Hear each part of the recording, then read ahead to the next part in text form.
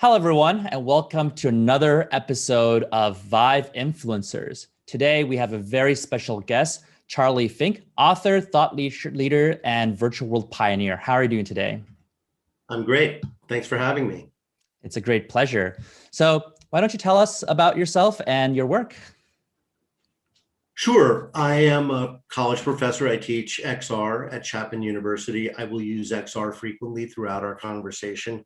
It refers to AR, VR, wearables, hearables, wetware, and arguably anything that augments us as human beings. It is not settled. Our debate and our progress toward a final device for AR and VR, particularly a head-mounted device, is far from settled. And we still don't know about the relationship of AR and VR within that device. So out of respect for that, and also out of respect for everyone's time, I'm just going to use the phrase XR. Right. So I teach XR at Chapman University here in Southern California. Chapman is most famous for its film school. And indeed, XR here at Chapman is taught as part of media arts, along with animation and special effects. One of the computer science instructors said to me, "Why is VR in the film school?" To which I replied, "They got there first." It's a forward-leaning institution. I am fortunate they encourage late-stage professionals to join the faculty. And it's been a great experience. It's not that different than writing. In terms of my life journey, which started in the 60s, I've lived through so much disruption. I still remember when reel-to-reel tape recording was replaced by, large 8-track audio cassettes. Mm-hmm. And that, of course, led to the smaller form factor and eventually to CDs. And of course, now we can record anything on all of our devices, and so forth, and so followed with cameras and computers. I often say the development of XR is following the development pattern of the personal computer. Why not the mobile phone? Well, the personal computer required a huge change in our behavior, right? We started to see computers and enterprises in retail, right? And then they slowly made their way into the classroom and into our offices. And then finally, by the end of the 2000s, they were in 50% of American homes. But when you consider the journey from zero, that is quite a spectacular achievement, right? Everybody knew it would be huge. Everybody knew it would happen. Nobody quite knew where the inflection point was. And it happened with the internet in 1995 and 1996. So I've lived through a lot of disruption, and that informs my work. And I think that's a very interesting differentiation between the cell phone and the computer, because people already had cell phones and it got That's exactly right. And you walked into the phone store with your clamshell flip phone, and they said, "Would you rather have a phone that connects to the internet? It's the same price." And you said, "What?" Traditional cell phones, we had, line telephones at home. So it's would you want that? Calls. Yeah. And would you make it mobile? But before computers, we didn't have a daily behavior that involved computers. Just like VR, we didn't have a daily behavior that involved VR. That is precisely correct. So I started out in the movie business, making movies in college that were being made with World War II equipment, right? I mean, cinema didn't really advance to the digital age until the 90s. So when I was trained in the late 70s and early 80s, we were cutting plastic by hand and putting Scotch tape on it to make films. In a way, the image was a very rare and precious thing then. Whereas today it's completely ubiquitous. I don't know what that means. But again, just going back to perspective, and the perspective created a filter. The other thing that I think is important is a sense of time, right? Young people, to young people like my adult children, 5 years is a long time. Yeah. But to me, at 60 years old, 5 years is tomorrow. This is a very different way of looking at the world. When the teeter-totter flips, so does your point of view. Yeah. We always overestimate the short term, right? When I was at AOL in the 90s, we thought, by the year 2000, half of all advertising spend will be online. Now, that was a terrible miscalculation, but in the long term, it proved to be more than true.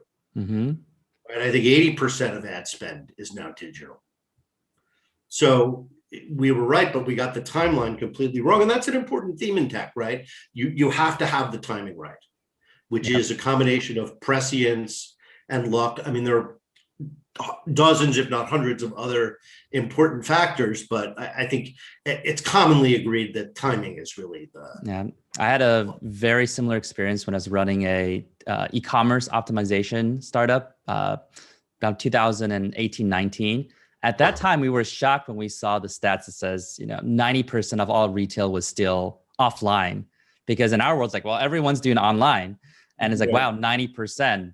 But then obviously in the last 10 years, that online retail percentage massively expanded, especially also with the COVID and all those things. Oh, yeah. Well, COVID accelerated everything, even things like retail that are failing. If you walk down the streets, I was in New York recently, but even just driving down, Melrose Avenue here in LA, I mean, the number of stores that are closed is staggering. And so you look at the stores that are there, it's like restaurant,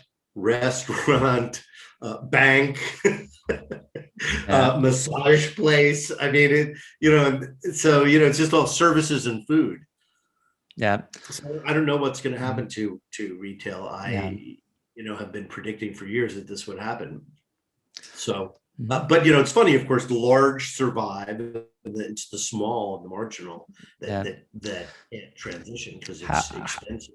How do you think COVID has affected XR up to this point, and how would it impact XR, let's say 5 years from now, when the dust settles? Well, I mean, obviously this was our moment, right? And we weren't really ready. We were called on stage as an understudy, and we just didn't have our shit together. There weren't enough headsets. Funny, because a lot of what's happened to VR during the pandemic has tracked to the Oculus Quest. And what's funny, of course, is that sales of the Quest have led to more sales for PSVR.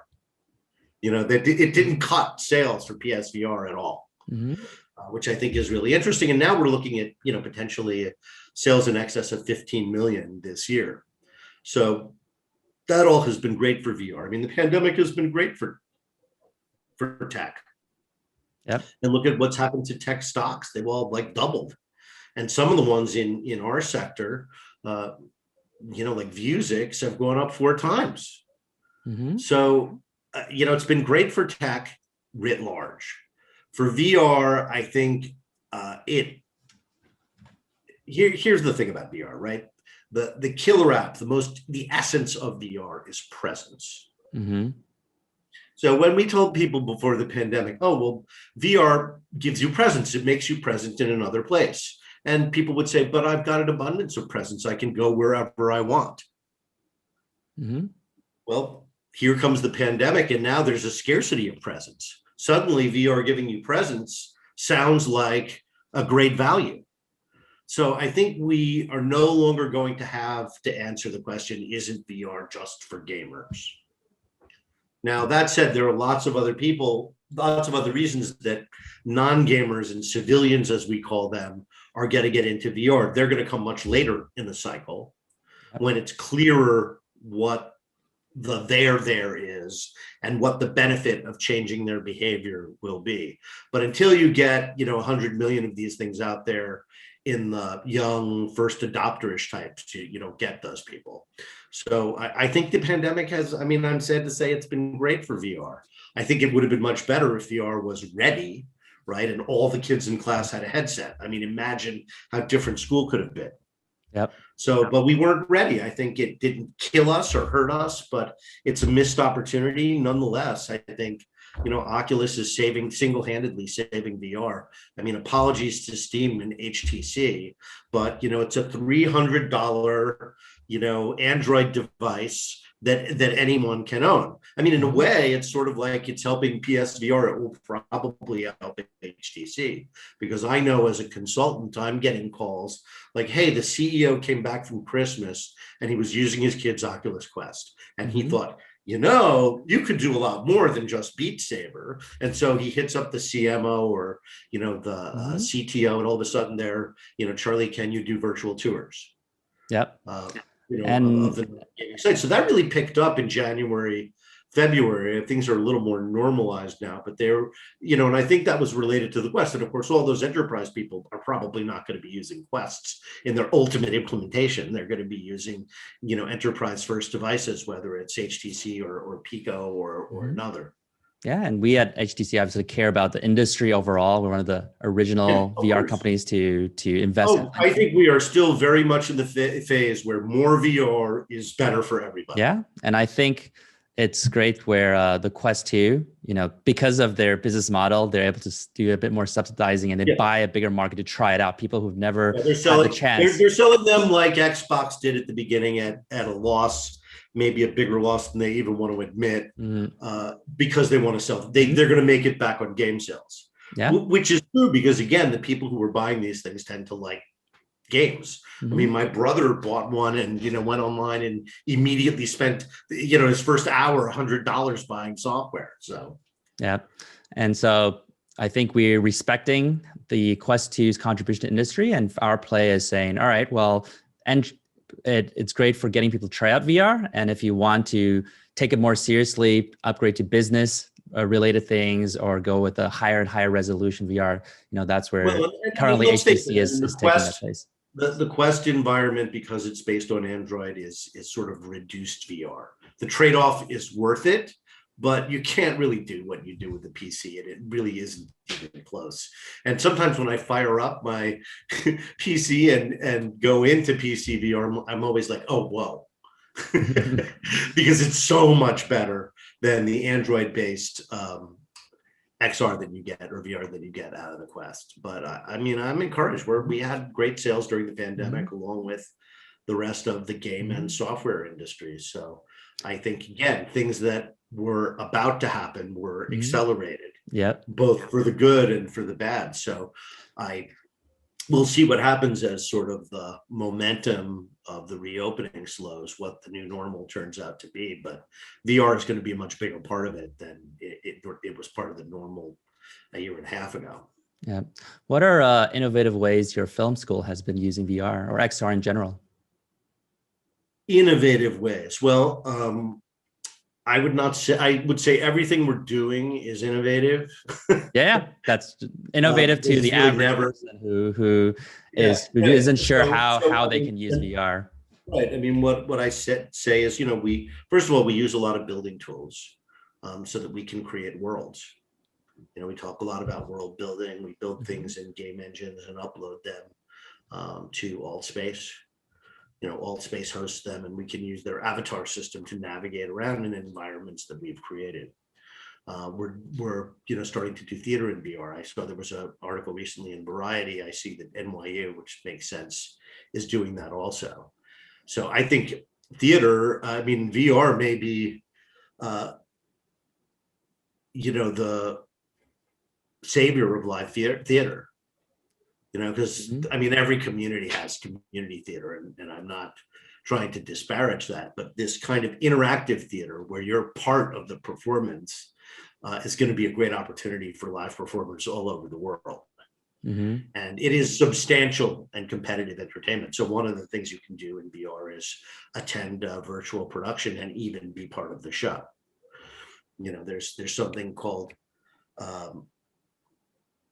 I'll remember the name of the Adventure Lab, and they're trying to create a platform for doing this. Their first experience was Dr. Crumb's School for Disobedient Pets, where you are cast as a minion applying to the evil scientists so that you can free all the pets. And so the scientist is played by a live actor, and it's crazy. Then you go through all these sort of different levels of games that you have to play cooperatively with the other people in the game, and you're wearing an avatar that makes you look like a Hanna-Barbera cartoon character like Yogi Bear, so it's great fun. I think it has huge potential. We're exploring that. We're exploring filmmaking in VR. There are people like Acme Jack on who are essentially YouTubers who are making films inside of VR chat. They take their pick of locations. They location scout. They get talent. They have production schedule. It's just like making a film in the real world, except no trucks filled with lights and cameras. You don't have to provide meals for the actors. So I think that's exciting. We've done some really exciting, funny work in Rec Room, which also has some pretty neat tools for making films. They have film festivals. Rec Room is doing quite well, and since they've gone cross-platform and integrated iOS, Apple phones, and soon they're going to add Android, and it's led to really, really explosive growth for them. I think a lot of people still feel like Rec Room is just for little kids to just goof around and yeah. So I interviewed the CEO right around the time they became a unicorn and raised another $100 million, and one of my criticisms of Rec Room is that it's not age segregated. I feel like I'm always surrounded by 12-year-olds. And he said, well, that's because the platform is for them. It's not for you. Yeah.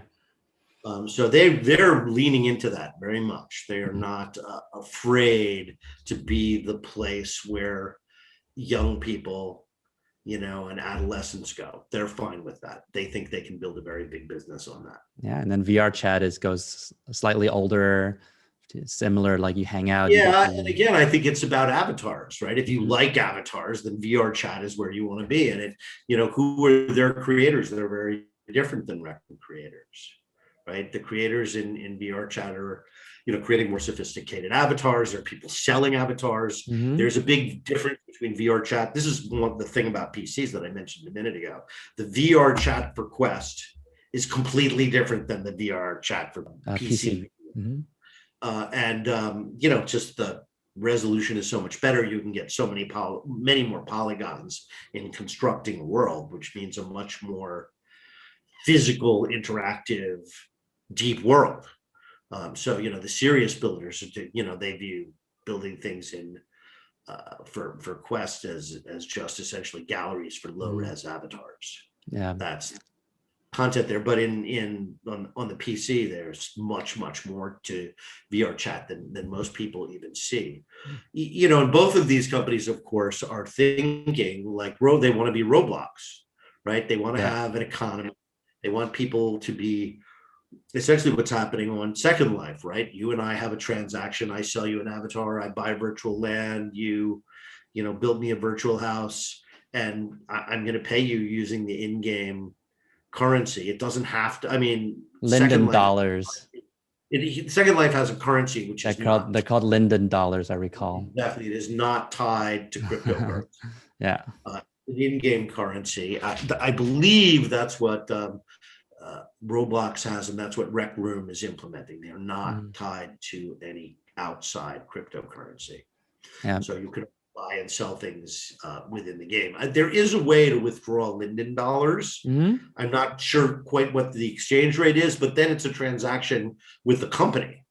Yeah. Although ironically, the company had to register. In order to do this, they had to register as a bank.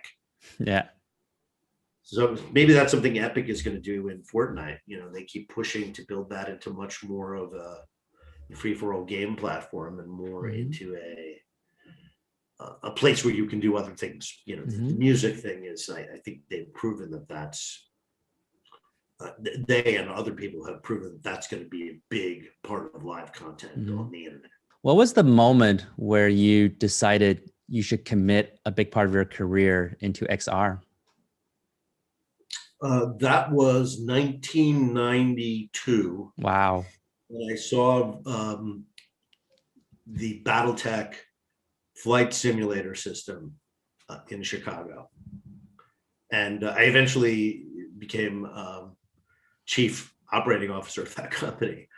So that was my first foray into VR, but that was cab-based VR, right? You saw the other people in the simulation out of the windshield of your putative vehicle. Doing head-mounted displays was completely out of the question.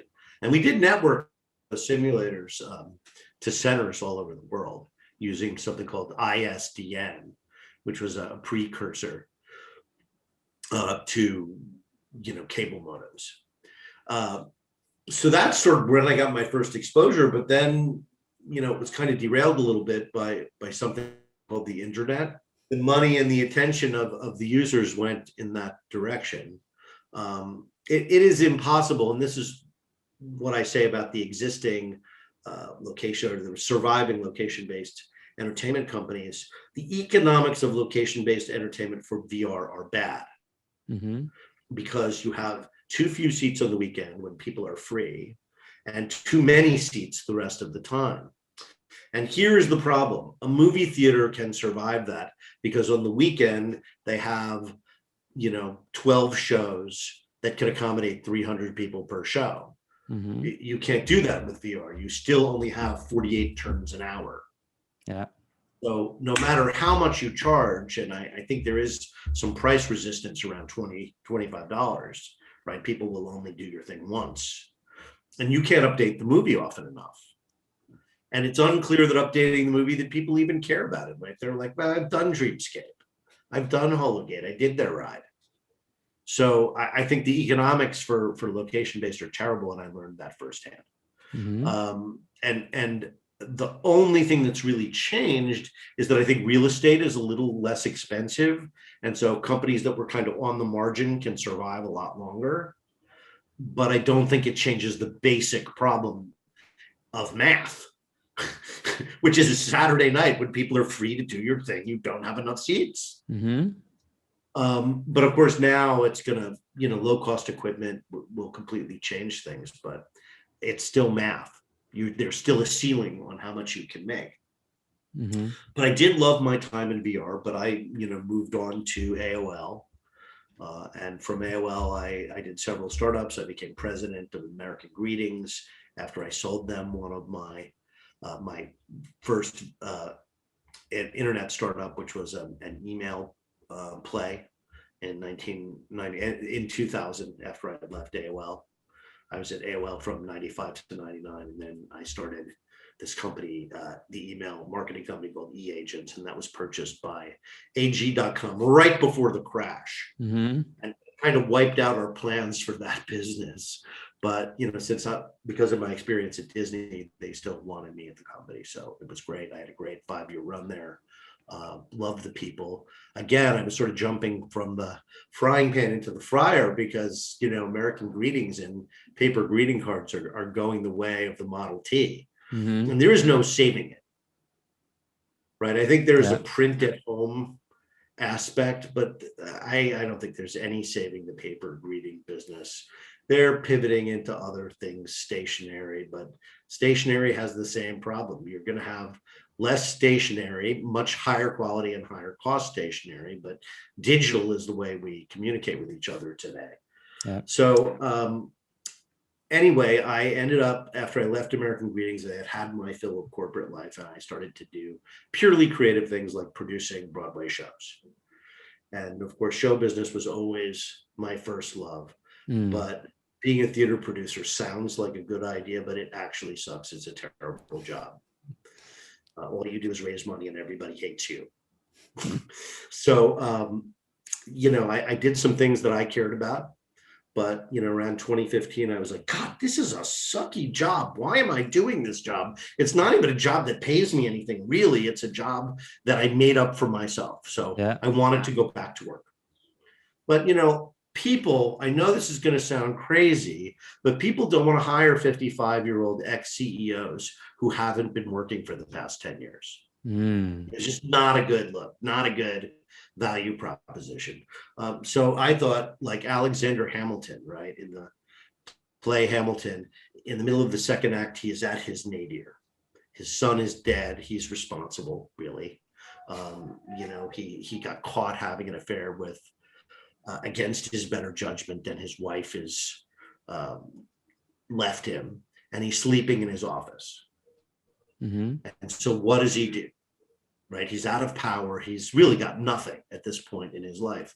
And he starts writing, and he writes and he writes and he writes. And eventually, as he says in the musical, he wrote his way out. But, I started as somebody who wanted to write and who thought words mattered. So let me start writing. And I started writing about everything under the sun, right?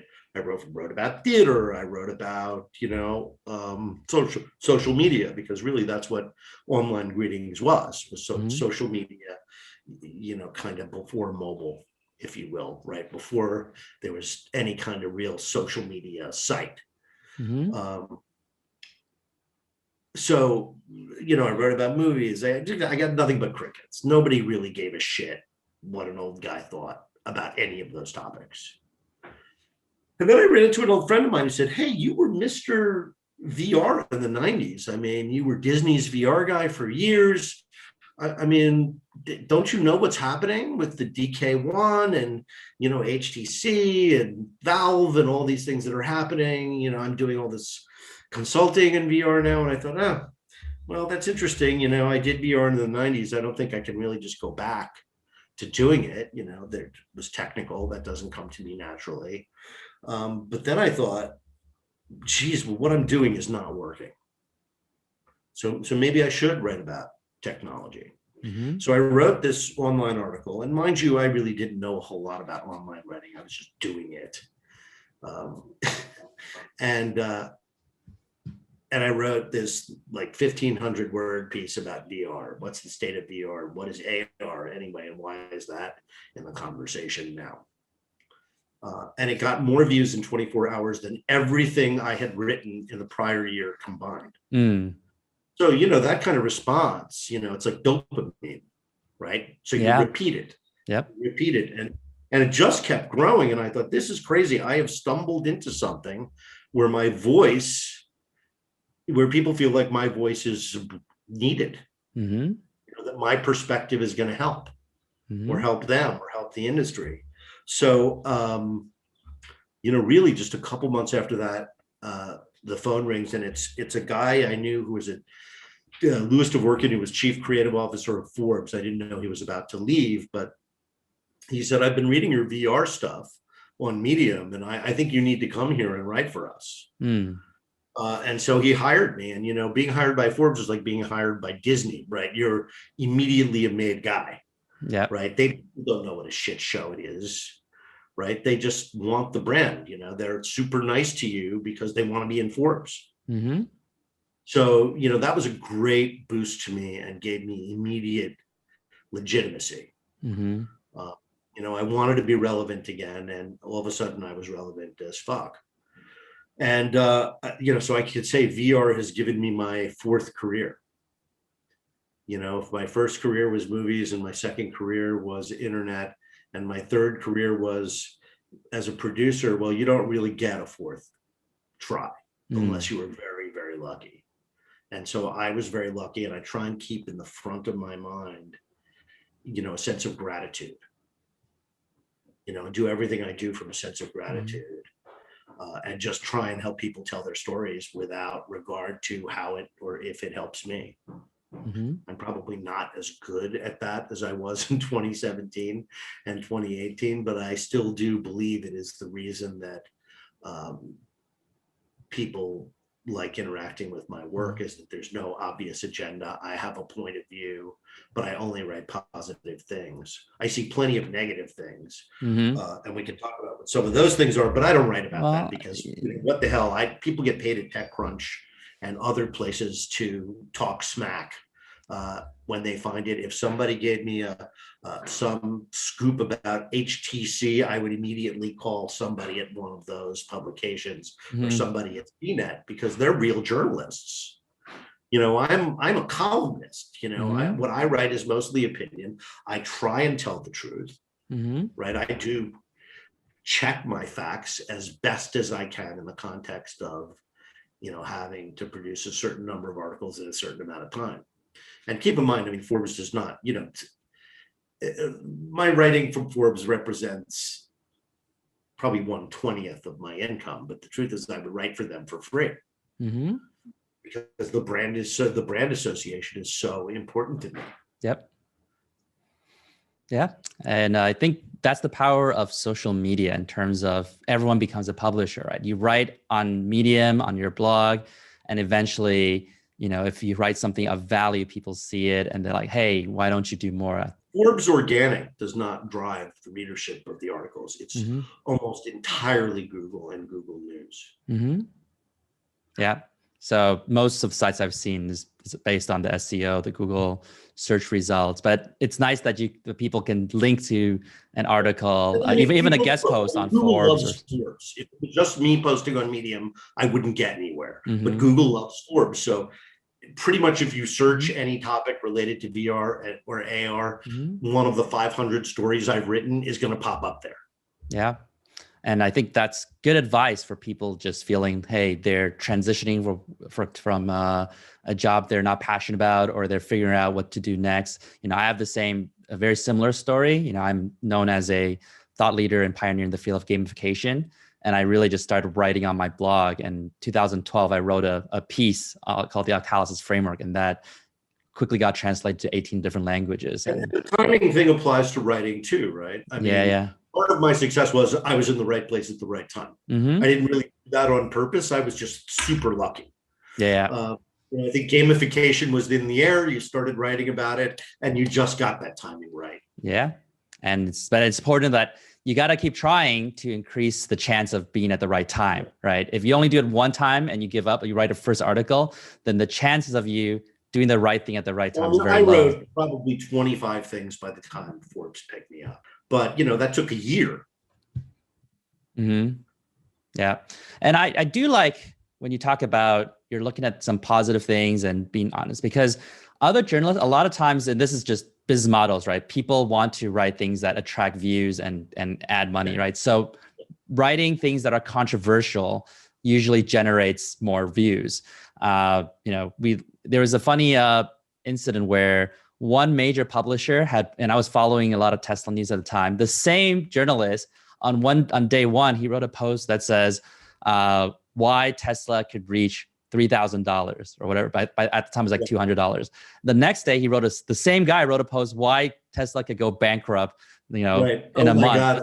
The amazing thing is not that it happened, but that it happened in 24 hours, right? Because big criticism of journalism, particularly business journalism, is that journalists discover something and they all overhype it.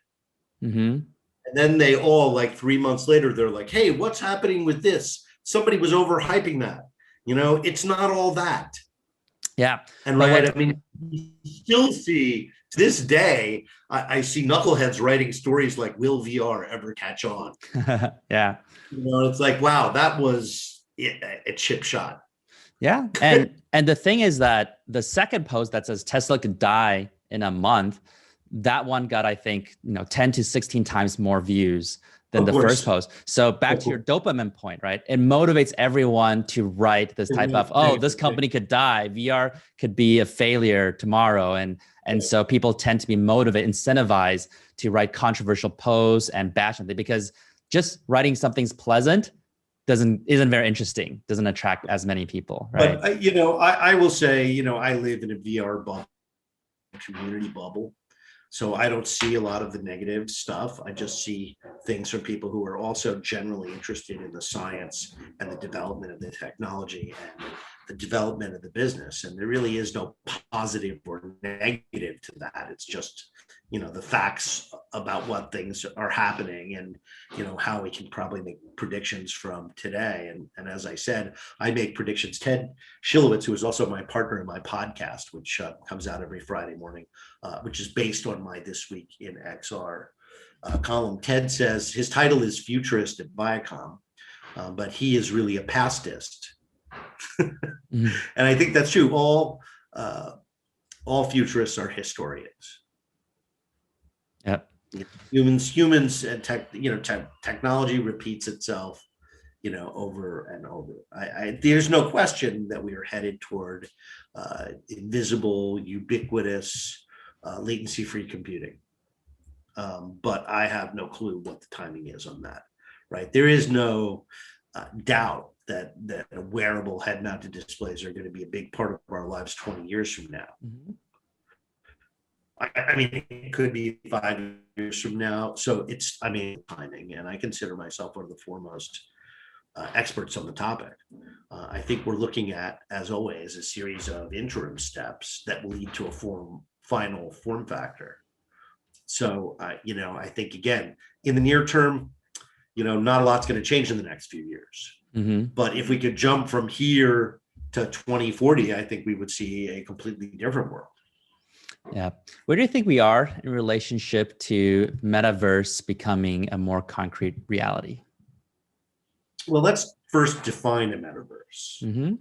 So the way I define a Metaverse is a series of interconnected sites that share an avatar system, that share currency and transactions, where you can share a backpack so that, first of all, I think the most valuable asset in Metaverse is your avatar and your backpack.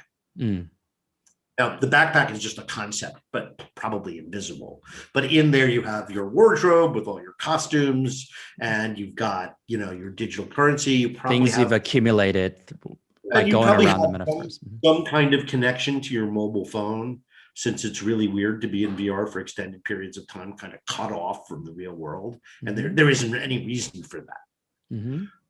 So in a Metaverse, people will, envisions a time when people spend a lot more time in these connected worlds, right? In the book Ready Player One posits that a game company in 2012 created a platform for VR so attractive that everybody had to be on it, thereby creating the Oasis Metaverse. So that posits the way this is going to go is that Fortnite or somebody, Facebook is going to, Epic Games or Facebook or somebody, Blizzard is going to create a platform that everybody will go onto. Whereas I think the likely thing is that we'll have a lot of silos that are not so open to one another. But Facebook seems to be working on that. Certainly, the big social platforms are working on that, right? Engage, our Educational Holdings, has a collaboration and training site called Engage, and they're going to try and turn that into kind of a LinkedIn VR metaverse, whatever that means. And it depends on people wanting to spend a lot of time in VR. So certainly with current devices, that's not going to happen, but we're also talking about a world many years away. I don't know if you know this, Matthew Ball, who is a thought leader, former Amazon executive turned VC, has just launched something, an ETF fund that you buy into. It's got a very low management fee, and it's a Metaverse fund. So we take companies like Qualcomm and Microsoft and Snapchat who have anything to do with the internet, Vuzix, Kopin, these infrastructure companies no one has ever heard of, and he's putting them in a basket. Which I think is a really great idea. I think, like I said, I think the guy is gifted and insightful, and he's probably exactly the right person you would want and trust to do this sort of thing. So, so getting back to the things, so it would have to have an economy. There'd have to be microtransactions. Maybe you have a bunch of NFTs in there. I think everything that we own, our digital goods will be protected by a blockchain of some kind. I don't know if it'll have anything to do with cryptocurrency. Maybe that's how you bought them. Again, cryptocurrency seems to me to be a lot less flexible than a payment system tied to your credit card. Right? What needs to be enabled is microtransactions, so that when you go to see Travis Scott in Fortnite, it costs you a dime or a quarter, and it just sort of automatically, when you enter that world, is withdrawn. And that has nothing to do with cryptocurrency. You could do that with smart contracts. There's a variety of things. You have to in advance know where you were going to be going. Yes, absolutely. So, and anyway, there's a way to do it that hasn't been implemented yet, and I think that that's very necessary. Crypto, again, I think you're going to have a wallet, whether it's crypto. It'll be some kind of cryptocurrency, but whether it's any of the current, again, it's like VR headsets, not quite settled yet. And until that's settled, I can't tell you how much AR is in the metaverse, because, okay, Ready Player One posits a VR metaverse, but Snow Crash, which heavily inspired it, envisions an AR metaverse where you are present in VR and AR simultaneously, which is another interesting idea, and not one that can be fully discounted at this point, I don't think. I think kind of like you said, the metaverse is that idea of that ownership, their backpack things you have that's persistent in a world, but you can interact with it in the virtual world. But you can pull it out and interact in the real world with the AR. Just like money, right? Money, it's in your bank account, it's in a database, but you can withdraw the cash and use in the real world, or you can just deal with, buying, selling stock on a software interface on your phone all day long. You never see the money in your hands, right? Yes. That's exactly right. So, those are I've been talking about the metaverse a lot lately. I think it's a really interesting idea, but it's a construct for a future convergence, right? We're just seeing the convergence of technologies now in headsets, right? But the next step would be convergence of technologies for a kind of metaverse. But, hopefully all of VR will be a metaverse as well. Yeah. So, and that's where I think Epic Games has an advantage, because you can plug in an avatar system into everything made on Unreal Engine, which is owned by Epic. So, them raising $1 billion on metaverses may have more to do with virtual humans than it has to do with creating 3D spaces. What's something you're proud of in your life that isn't obvious to others? Well, nobody knows outside of extreme film nerds that I was responsible for creating The Lion King as a 20 junior executive at Disney. Now, I did not think I was doing the most consequential thing in my life as a 27-year-old junior executive, but that is the way that things have unfolded. Some people know that about me. I started out as a junior executive at Disney, and I was in charge of, soon after arriving there, developing stories for feature animation. That included Aladdin, Beauty and the Beast, and The Lion King. And the original story for The Lion King was Bambi in Africa, right? I had watched all the classic Disney movies. We would constantly be pitching ideas to Jeff Katzenberg. And I had a classic elevator pitch moment where I said to him, I've been watching a lot of the old Disney movies, and I think we should do Bambi in Africa. Bambi is a boy story, right? It's about the son replacing the father, right? Bambi begins with the great stag on the bluff overlooking the forest, and in particular the thicket where his son is born. And it ends on that same bluff, right? The great stag looking over the forest. But now Bambi steps up next to the great stag, and he too is fully grown into a man. And at that moment, the father steps away into the shadows, leaving Bambi alone as the king of the forest, looking down on the thicket where his son is born. And that is Lion King. Everything else that happens in the middle of it is just entertainment and joking around. That is so interesting. Actually, I have twin daughters that are 3.5, Symphony and Harmony, and I just had them watch Lion King and Bambi. And at that point, I was like, oh, I guess both of their parents died. They both have a scene where they're grown up and they're fighting wild dogs, not hunter dogs and hyenas. But I did not make that full parallel comparison like you're presenting me now. So those moments when things start to connect in your head, it's like, oh yeah, it's. Well, I'll tell you, I pitched that story to my boss, and he looked at me and he said, if you can figure out why Bambi eats the other animals, you might have a picture.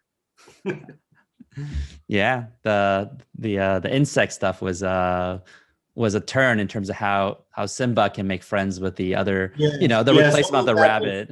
All of that was a rather uncomfortable contrivance that, we kept trying to address it over and over again as the film developed. When I was working on it, it was much more naturalistic. By the time we passed it off to the directors and the animation team, they added a lot of humor and lightness to it, and I think that really works, because when I saw the, computer generated sort of quote unquote live action version of The Lion King, I thought it was too dark. It was too realistic. The story is too dark to tell in that realistic way. I wouldn't show my 3-year-old daughters the live action. Well, the live action target audience are grown-ups who have nostalgia towards what they saw when they were little. Yes, but they're not going to get the nostalgia because they're watching. Well, look, it's a classic story. Bambi wasn't the first story that told it. Lion King won't be the last. And you see it's so strong that it survives the transition and totally different treatments on totally different platforms. I mean, that's a great story where it continues to be the most important thing, no matter how hard they try to make something else important about it. That said, it's at its heart a dark story, because the truth is, it also is everybody dies. You get to be a kid, and then you get to be adult, and then you die. Yeah. And your son or daughter replaces you. It's the cycle of life. That is a very profound realization that young children have, right? My daddy has a daddy, and holy shit, that motherfucker is old. Yeah. And he dies. He does die. Yeah. Right in front of you.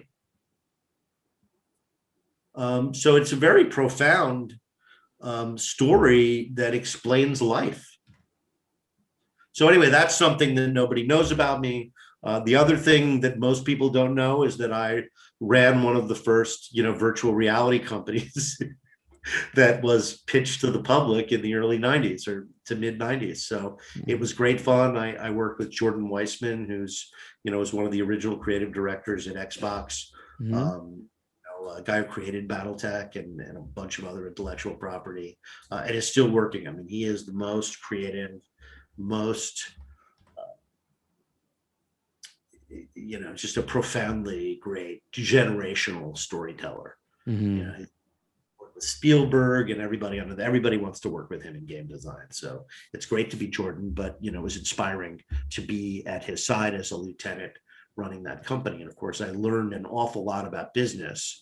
My work at Disney was as a creative executive, and I really learned about business at Virtual World. There's nothing harder than running a retail business, at scale, 33 locations. You are basically, every problem in the world is looking for you. Yeah. Yeah. So we're wrapping up soon, and in a similar vibe, what is a piece of content that you wrote that when you read it, you're really proud of it? You think, this is going to be great. People love it, but then it wasn't as appreciated as you wanted it to be. And so, AKA people watching this right now, what should they check out? Everything I ever did in theater is the answer. Okay. I worked on a show for 10 years that was a labor of love called Who's Your Baghdadi, or How I Started the Iraq War. Okay. It's a musical comedy based on this character that the Bush administration made up called Curveball, who had all the inside dope on Saddam's hidden biological weapons program. Yeah. It turned out the guy was a complete joker and that they fed him most of that information. So we made a musical about it. And it was great. The New York Times raved about it. Never got a bad review. We ran it for 2 times off Broadway, thinking we would eventually build up a following. But nobody was interested, on the cusp of Trumpism, in the petty crimes of the Bush administration 15 years before. In fact, the overwhelming reaction to people was, wait, is that true? Yeah. And, the sad truth is, yeah, it is true. That is what happened. And it was so absurd and so stupid and done in plain sight. And no one was ever held accountable. So let's write a musical about it.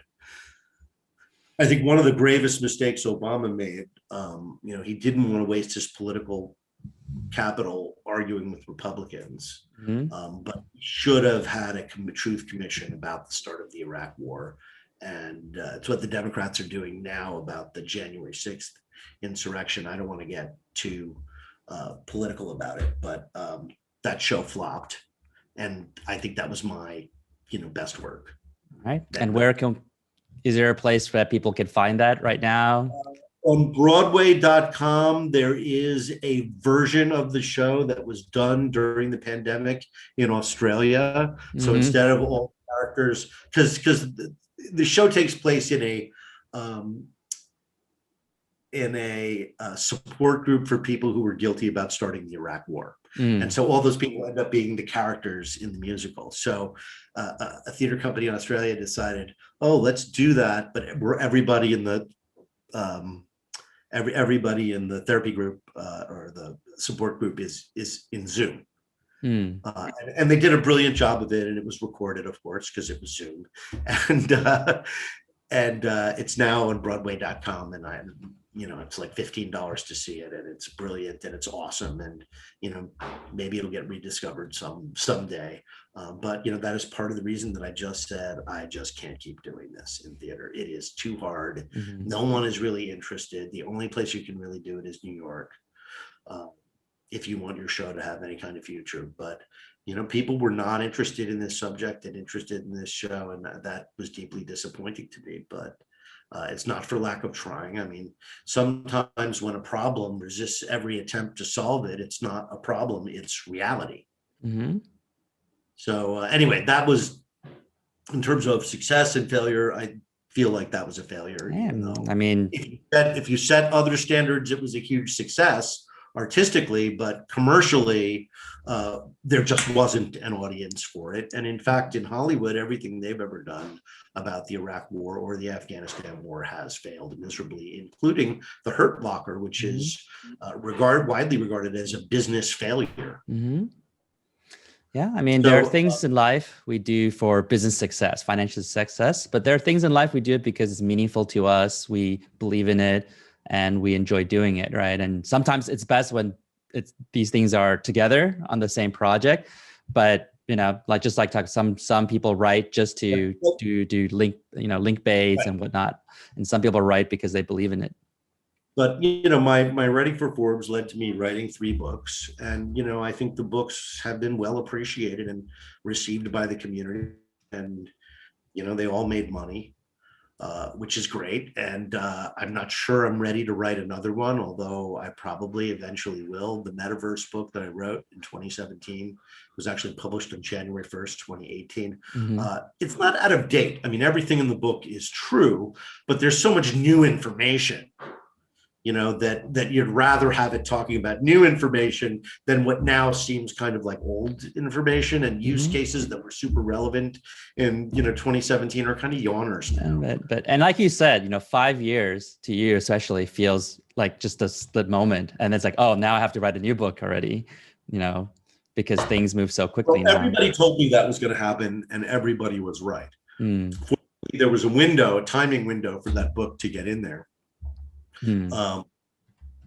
But like I said, I think a lot has changed in VR, and the book ought to address that. So at some point I will rewrite that book. I use it as a textbook when I'm teaching, and it's gotten to be like, my first year I had to read the whole book, and now I'm like, just read chapter 8 on this topic. Because it's the whole book is no longer really relevant. So It's not wrong. It's not factually wrong. It just isn't totally up to date. So I understand. Again, technology books need to be up to date. That's why they're so hard to write. So as we're wrapping up, what are the best ways for people to follow your work? How, if they want to find you, feel free to plug anything you're doing. I'm the easiest person in the world to find on the internet. I'm Charlie Fink at Twitter, and I am Charlie Fink on LinkedIn. You can also go to charliefink.com, and there's a contact me form.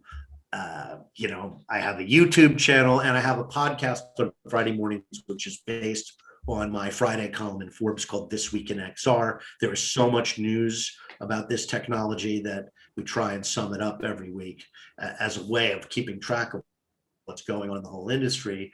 The podcast is a little bit of a deeper dive. I have Ted Chilowitz with me, and we pick a few stories and we drill down on them, such as, epics raised for the stated purpose of a metaverse. So, a lot of that episode was a conversation about what is a metaverse, and can you even own a metaverse?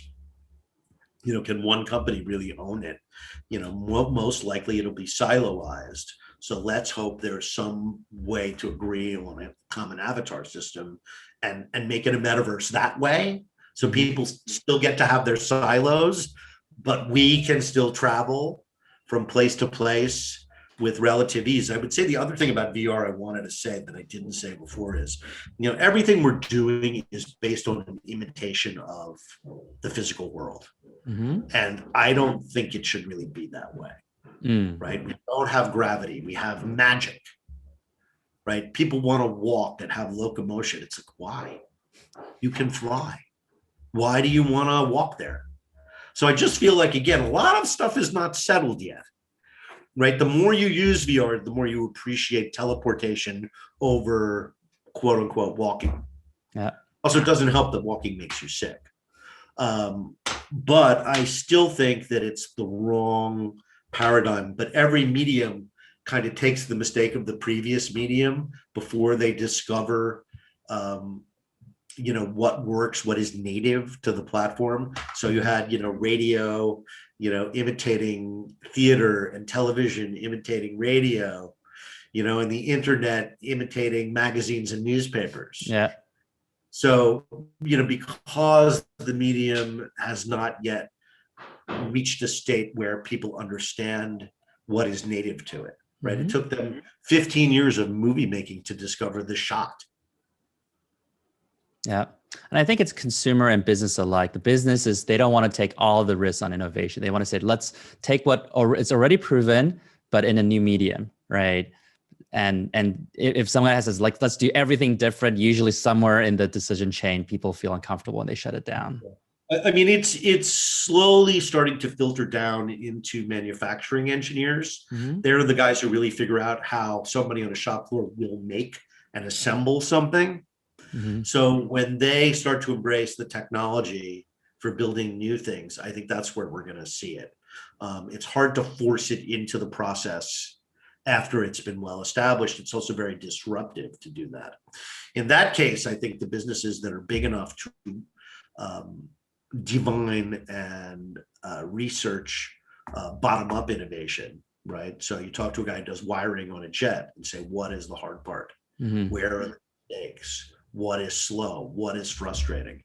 And like the number one thing that people said who are doing any kind of handwork is they have to look away from the handwork all the time to the instructions.